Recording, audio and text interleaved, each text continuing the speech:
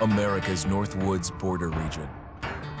Within this land of 10,000 lakes and miles of dense timber, a hideous creature is believed to lurk.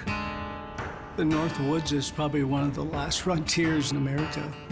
There's still a lot of places in this area that hasn't been set foot by man. Monsters and mysteries exist here because it is remote. Up in the North Woods, winters are long. In times of biting cold and isolation, a devouring monster is believed to come forth. It's terrorized native people for generations. Growing up, I was told, like, don't go outside, the Wendigo will get you.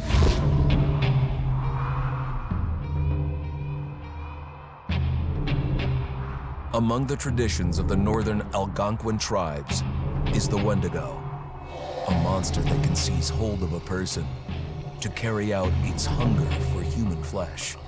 Many Native Americans fear even talking about this Wendigo, and even the mention of the name will let the Wendigo find out where you are, and it will open you up to be possessed by this Wendigo.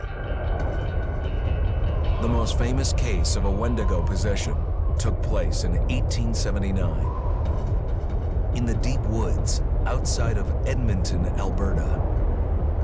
Swift Runner, a Cree Indian, was a trapper and a guide. He had left town the previous autumn with his wife, 6 children, and his mother. But when Swift Runner returned in spring, he was alone. Swift Runner came into a nearby village telling this heartbreaking tale. I had to watch them starve to death. Of his family being killed by starvation, and that he was the only survivor. My whole family gone. It wasn't hard to understand a family falling victim to a brutal winter. To even not. Yet something was suspicious about Swift Runner. He was a strapping man, and he came into town weighing over 200 pounds. It didn't look like somebody who had just weathered a terrible winter. He wasn't malnourished, didn't look like he was starving. He looked healthier than ever. After a few nights, it became clear that something was wrong. He started having night terrors, screaming in his sleep. I am the Wendigo! Villagers alerted the police. Swift Runner actually guided them back to his winter cabin. When they got there, that's when they saw the true horror.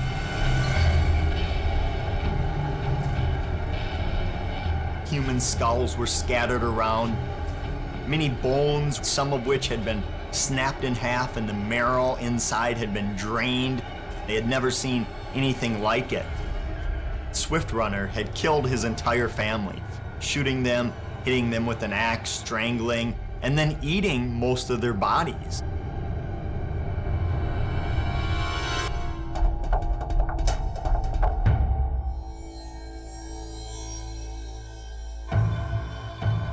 Right up until the moment the noose was on his neck, Swift Runner swore the evil spirit of the Wendigo had possessed him and twisted him into a cannibal killer. When he was on the gallows, Swift Runner himself said, "I am no longer a man."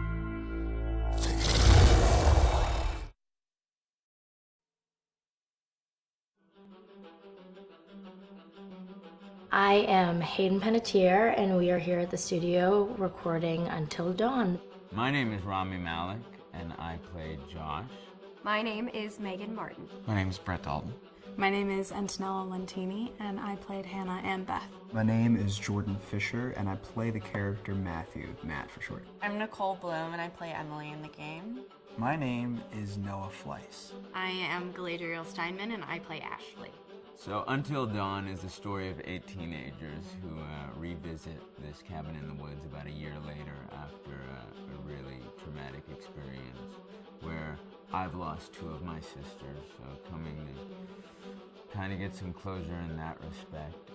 One of the things that Larry does really well is make these multi-layered characters, and I think for just the story in general. It follows the quintessential horror film plot lines, but the characters are so unique in themselves, and I think that's very cool. Oh, I hope this was the right thing to do. What? You know, getting everyone together on the anniversary. I mean, Josh seemed really pumped about us all doing something, didn't he? Yeah, no, he definitely did. I haven't seen him so excited about something in forever. Good, good.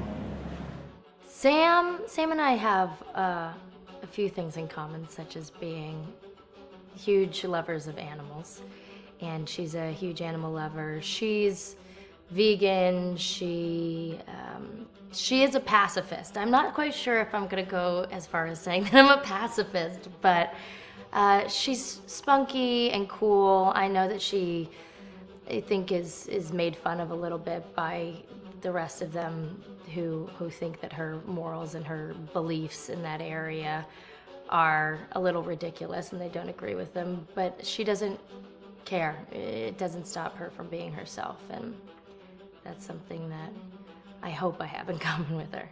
You know, he definitely can be depressed at some times and a bit of a loner, but he takes some solace in one of his sister's friends, Sam, played by Hayden Panettiere, and invites everybody back to the same house the next year to kind of find some closure. Jessica she has a whole lot of personality. She is definitely the sort of mean girl character that, you know, at school she knows she's pretty, she knows that boys like her, and she's gonna use it to her advantage.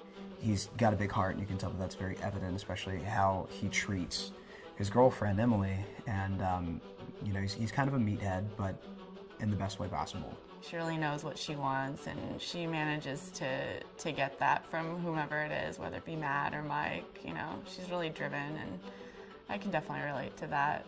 My character is Chris, and he is what society might consider the nerd of the group, and he kind of embraces it. Ashley she's a little more serious than some of the other girls. She's definitely very intelligent and thoughtful. She kind of looks at the whole big picture of things. She's not quite as geeky as Chris, but they connect in a lot of ways. Mike is like big guy on campus. He's the class president who has some charm and has brain, and I don't know, people seem to like Mike. He gets away with a lot, though. He can be kind of jerky. The fact that he really just kind of wants everyone to be happy. I mean, he's a people pleaser, and I can definitely attest to being, you know, that guy. I'm always the friend that wants everybody to be happy and wants everybody to be taken care of, and that's definitely Matt. But also, like, this character is just so fun. I rarely get to play the bitch, and so it was really fun to do that. The spirit of things, seriously, what's wrong with you? Just trying to lighten the mood, Em. Don't be like that. Like what? The way you're being. You always get like this. I just think this is just the coolest thing to be a part of, and I just think it's going to take the world by storm. I really do. I think this genre is the wave of the future, and I think that once people see the potential behind it, of getting to interact with the drama that you're witnessing unfold in such a realistic way, that this is how entertainment's going to be from now on.